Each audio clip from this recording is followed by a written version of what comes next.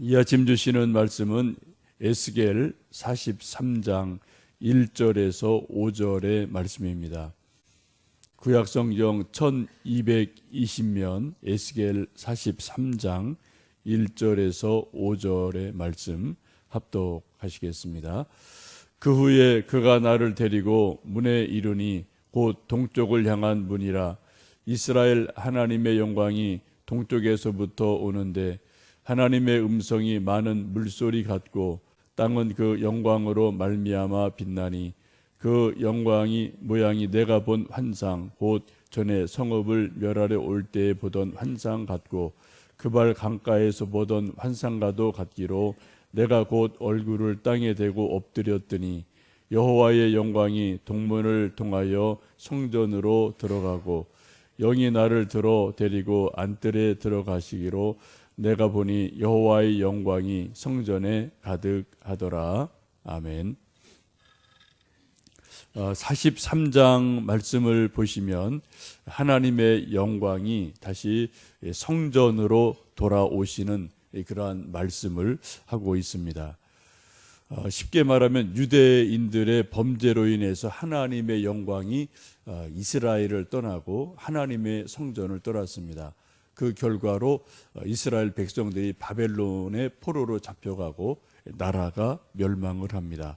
그리고 성전도 파괴를 당하고 성전 안에 있던 금그릇, 은그릇 모든 하나님을 섬기던 그런 거룩한 그릇들도 바벨론에 다 빼앗겨가는 그러한 수치를 당하는 것을 우리가 말씀을 통해서 봅니다. 근데 이제 말씀을 보시면은 우리가 어제도 보셨던 말씀처럼 40장, 41장, 42장 말씀을 보시면 에스겔에게 환상을 보여주시면서 에스겔을 다시 예루살렘으로 데려가서 거룩한 높은 산에 세우시고 그 다음에 쭉 하나님이 앞으로 회복하실 성전에 대해서 자세하게 보여주는 말씀이 40장, 41장, 42장 말씀에 기록되어 있습니다. 성전이 다 지어지고 난 다음에 그 후에 43장을 보시면 하나님께서 그 지어진 성전에 다시 돌아오시는 그러한 모습이 이 본문의 말씀이죠. 쉽게 말씀드리면 표현이 조금 조심스럽습니다만 하나님께서 귀가하셨다라고 보시면 돼요. 유대인들의 이스라엘의 범죄로 인해서 하나님이 이스라엘에서 예루살렘에서 떠나셨어요. 영광이 떠나셨어요. 그런데 다시 하나님의 거룩한 이름을 위해서 또 택하신 백성들을 회복하시기 위해서 다시 하나님께서 다시 성전을 지으시고 돌아오시는 모습을 보게 됩니다. 이것을 우리가 좀 이해하기 쉽게 말씀드린다면 하나님께서 다시 귀가하셨다라고 보셔도 좋겠습니다. 우리 옛날에도 이제 어린 아이들이 사춘기 아이들이 집을 나가서 이게 좀 가출할 때도 있지만 좀 화가 나면 아빠들도 집에서 나갈 때 있거든요. 자녀들이 막 속썩이고 그러면은 하루 이틀쯤 나가서 그냥 머리도 식히고 올 겸 집 나가실 때 있거든요. 그러다가 이제 아버지가 갑자기 집을 나가시면은 분위기가 좀 이상해지죠. 집 분위기가. 그러다가 이제 아버지가 또 아버지의 책무가 있으니까 어쩔 수 없이 다시 또 집으로 이제 돌아오시면 이제 집이 또 이제 안도감을 갖고 또 이제 중심을 잡고 이런 일들이 우리 가정에도 있을 수가 있죠. 1절, 2절, 4절 말씀을 보시면 반복되는 표현 가운데 동쪽, 동향이라는 말씀이 반복이 됩니다. 우리 다시 1절, 2절, 4절 말씀을 읽어보십니다. 그 후에 그가 나를 데리고 문에 이르니 곧 동쪽을 향한 문이라. 이스라엘 하나님의 영광이 동쪽에서부터 오는데 하나님의 음성이 많은 물소리 같고 땅은 그 영광으로 말미암아 빛나니. 4절이요. 여호와의 영광이 동문을 향하여 성전으로 들어가고 라고 계속 반복되는 말씀이 동쪽, 동향, 동쪽 이러한 말씀이 반복이 되죠.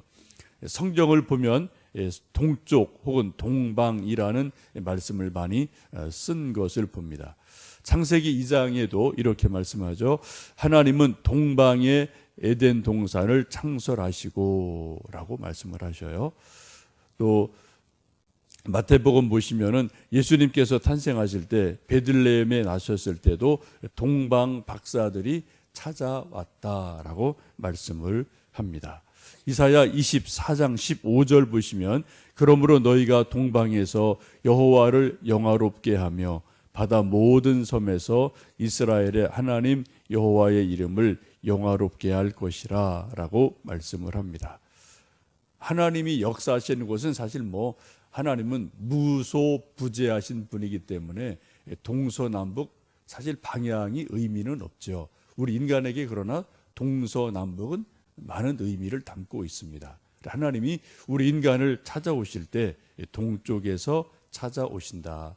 동편에서 우리를 향해서 오신다. 이런 말씀들이 여러 곳 있음을 봅니다. 우리가 일반적으로 볼 때 동쪽 하면 이제 해 돋는 곳이어서 우리가 늘 동쪽을 바라보자. 그러면 소망을 갖자. 아유, 해가 서로 졌네. 서쪽으로 졌네. 이러면 또 우리가 조금 밤이 오는 느낌. 동쪽 하면 좀 해가 뜨는 느낌. 이런 느낌이 우리 나라 사람들에게도 있기도 하죠. 우리나라를 동방에 무슨 나라 이렇게 붙이기도 합니다만 그것은 해석하기 나름인 것 같고요. 어쨌든 동쪽 동방 하면은 해가 돋는 곳이기 때문에 우리에게 좀 소망을 주는 그러한 곳으로 볼 수 있겠습니다.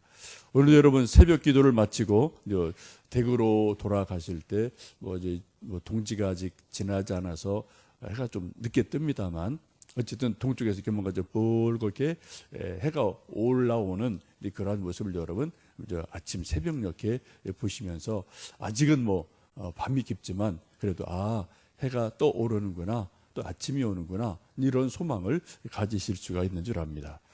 오늘 에스겔 43장을 보시면 하나님의 영광이 다시 돌아오시는데 동쪽 문을 향해서 동방에서 오신다라고 계속해서 동쪽, 동양한 문 이런 것을 반복하시는 것을 볼 수 있습니다. 근데 이때 하나님의 영광이 나타나는데 3절을 보시면 그 하나님의 영광이 이전에 그발 강가에서 보았던 환상과 같다라고 말씀을 하죠. 3절 말씀 읽어보십니다. 그 모양이 내가 본 환상 곧 전에 성읍을 멸하러 올 때에 보던 환상 같고 그발 강가에서 보던 환상과도 같기로 내가 곧 얼굴을 땅에 대고 엎드렸더니 이 모든 일을 이루시는 하나님의 영광이 옛날 그발 강가에서 에스겔에게 나타났던 하나님의 거룩한 그 모습과 환상과 같음을 에스겔이 보게 되죠. 그리고 놀라서 얼굴을 땅에 대고 엎드러졌다라고 말씀을 합니다. 우리 인간들이 흙으로 지어진 인간들이 창조주 하나님을 직접 눈으로 뵐 수는 없죠. 모세도 하나님의 영광을 내게 보여주십시오라고 청했지만 하나님이 바위 틈 사이에 모세를 넣으시고 지나가시고 등 뒤편만 보여주시는 것을 우리 성경에서 봅니다. 근데 오늘 에스겔 보면은 하나님의 영광스러운 모습이 에스겔에게 환상으로 나타날 때 그때 에스겔이 얼마나 놀랐는지 땅에 그대로 엎드러져서 하나님 앞에 엎드러지는 그러한 모습을 봅니다. 우리 인간들이 하나님의 영광을 보기를 원하면서도 막상 하나님의 영광이 우리에게 임하면 우리는 너무 두렵고 떨려서 하나님 앞에 엎드러질 수밖에 없는 그러한 피조물인 것을 오늘 말씀 속에서 봅니다. 다니엘 10장에 보시면 다니엘도 비슷한 고백을 합니다. 이 큰 이상을 볼 때 내 몸에 힘이 빠졌고 나의 아름다운 빛이 변하여 썩은 듯 하였고 나의 힘이 다 없어졌도다 라고 말씀합니다. 하나님의 영광이 큰 이상으로 나타날 때 힘이 다 빠져버리고 두려워서 그냥 엎드러지는 그런 모습을 보죠. 여기 에스겔이 얼굴을 땅에 대고 엎드렸다는 것은 두 가지 의미가 있겠습니다. 하나는 하나님의 크신 위엄 앞에 경외심과 두려워 떨므로 엎드러진 것입니다. 여러분 요즘 혹시 누군가의 어떤 큰 권위, 어떤 큰 또 힘, 존경할 만한 어떤 누군가가 있어서 여러분 얼굴을 땅에 대고 깊이 절하는 것처럼 좀 엎드러진 일이 언제 요 근래 있으신지 모르겠어요. 요즘은 뭐 부모님 만나도 그냥 뭐 인사만 하고 이제 뭐 또 이렇게 이제 포옹하고 이런 식으로 되고, 그래도 옛날에는 오랜만에 부모님 만나면 이제 뭐 무릎 꿇고 절을 하고 이런 일이 있었습니다만, 뭐 요즘은 뭐 그런 일이 거의 없는 그러한 시대죠. 이제 시대적으로 이제 뭐 여러 가지 경외할 대상도 점점점 사라지고요. 엎드려 무릎을 꿇고 절할 상대도 이제는 거의 없는 시대를 우리가 살아갑니다. 이것이 이제 좋게 말하면 자유, 평등인데, 또 부정적으로 말하면은 권위가 사라진 시대, 중심이 질서가 사라져서 혼란이 생기는 사회, 어떤 그런 현상이라고 볼 수도 있겠습니다. 여러분 성경을 읽으실 때 좀 우리가 가끔은 힘들더라도 무릎을 꿇고 경외심을 가지고 성경을 읽어보는 것도 중요하겠고요. 또 우리가 기도할 때 또 우리가 하나님 앞에 무릎을 꿇고 기도하는 것도 어떨까 싶은 생각이 있습니다.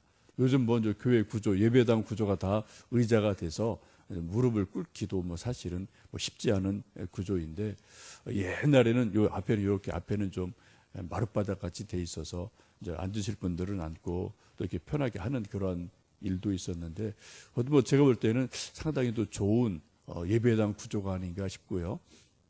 또 성당 가면은 이렇게 좀 뭐 한두 번째 가보면 이렇게 뒤에 이렇게 좀 뭐 이렇게 내리는 게 있어서 이렇게 무릎을 꿇고 기도할 수 있는 이렇게 무릎 대는 뭐 이런 것들이 좀 있더라고요. 제가 볼 때 그거는 상당히 좀 나름대로 일리가 있지 않나, 그런 생각을 해봅니다. 그래서 하나님 앞에 기도할 때 우리 의자에 앉아서 기도하는 것도 뭐 정성스러운 마음이 있겠지만, 또 우리 몸이라는 것으로 표현되어지는 어떤 정성, 경외심, 이런 것들이 있기 때문에 간혹 우리가 또 하나님 앞에 기도 드릴 때 무릎을 꿇고 기도 드리는 것도 중요한 줄 압니다. 누군가 진심으로 경배 드릴 대상이 있는 사람은 행복한 사람임에 틀림이 없습니다. 오늘 우리가 찬송 불렀던 것처럼 이제 성탄 찬송이기도 합니다만, 보시면 후렴 부분에 보시면은 엎드려 절하세, 엎드려 절하세, 구세주 났네라는 그 찬송처럼 동방 박사들도 아기 예수님 탄생했을 때 그 먼 길을 찾아와서 예물을 드리고 또 엎드려 절하고 하는 그런 모습을 보면서 우리가 다시 한번 만왕의 왕이신 예수님의 탄생을 정말 마음 중심에서 기다리고요, 엎드려 절하는 그러한 모습이 우리에게도 있기를 간절히 원합니다. 또 하나, 엎드려 절했다는 것은 이제 종으로서 순종하고 복종하는 자세를 나타내기도 합니다. 요한계시록 2장에 보시면 내가 죽도록 충성하라, 그리하면 내가 내게 생명의 면류관을 주리라 라는 말씀이 있는데, 죽도록 충성하는 그러한 한 표현으로 엎드려 절하고 무릎을 꿇는 것이 왕에게 또 누구에게 있었던 것이 있죠. 여러분, 우리 하나님께 죽도록 충성해 본 일이 뭐 여러분 다 이전에 하나님을 열심히 섬기셨을 때 다 그런 일들이, 마음들이, 그런 몸들이 있으셨을 것 같습니다. 그때 여러분 어떤 마음이셨는지, 또 여러분 어떤 또 감사가 있었는지 한번 생각을 해보시고요. 우리가 정말 하나님 나라를 위해서 또 하나님의 상급을 바라보면서 엎드려 절하며 충성을 다하는 귀한 모습이 특별히 이런 시대에 필요하지 않나 싶습니다.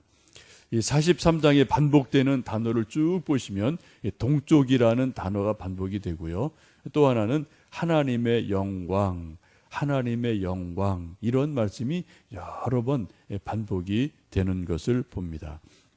우리 인생의 목적이 하나님의 영광을 위한 것이다 라는 것은 우리가 다 알고 있죠. 종교개혁자 칼빈도 그가 여러 가지 종교개혁을 하고 신학을 하고 여러 일을 하면서 가장 귀하게 여겼던 어떤 가치, 그 목적은 하나님의 영광을 위하여라는 것을, 그 기치를 내걸고 종교개혁을 이루었던 모습을 우리가 역사적으로 잘 알고 있습니다. 우리 역시 동일하게 시대는 다르지만 하나님의 영광을 위해서 살기를 원하는 마음은 우리 모두에게 있고요. 뭐 저나 여러분 다 그런 마음이 있으셔서 새벽을 깨우고 또 이런저런 일을 하고 예배를 드리고 또 하시는 일들이 있기도 합니다. 여러분, 어떻게 하면은 하나님의 거룩하신 이름을 높여드리고 하나님께 영광을 돌려드릴 수가 있을까요? 근데 우리가 또 해야 될 우리 몫이 나름대로 각자 있죠. 한번 그것을 곰곰이 생각해 보시면 좋겠고요. 그 일을 크든 적든 또 오늘 내일 우리 일상생활에서 내가 이렇게 함으로 하나님이 영광을 받으시겠구나 이렇게 여겨지시는 여러분, 뭐 저는 저대로 여러분대로 그 일을 계속 하시는 것이 우리 믿음이고요. 반대로 어떻게 하면은 하나님의 영광을 가리는 일이 있지 않나라는 고민을 또 우리가 하게 되죠. 하나님의 영광을 가리는 일이 뭐가 있을까?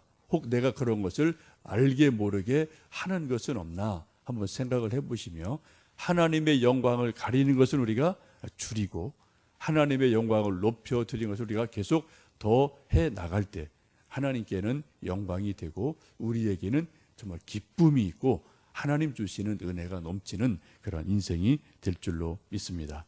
오늘도 이제 조금 이따 또 동쪽에서 떠오를 해를 좀 바라보시면서 하나님 영광을 생각하시면서 어떻게 오늘 하루를 하나님 영광 높이는 삶을 살 수 있을런지 깊이 기도하고 복된 하루 살아가시는 우리 모두 되기를 원합니다. 함께 기도하겠습니다.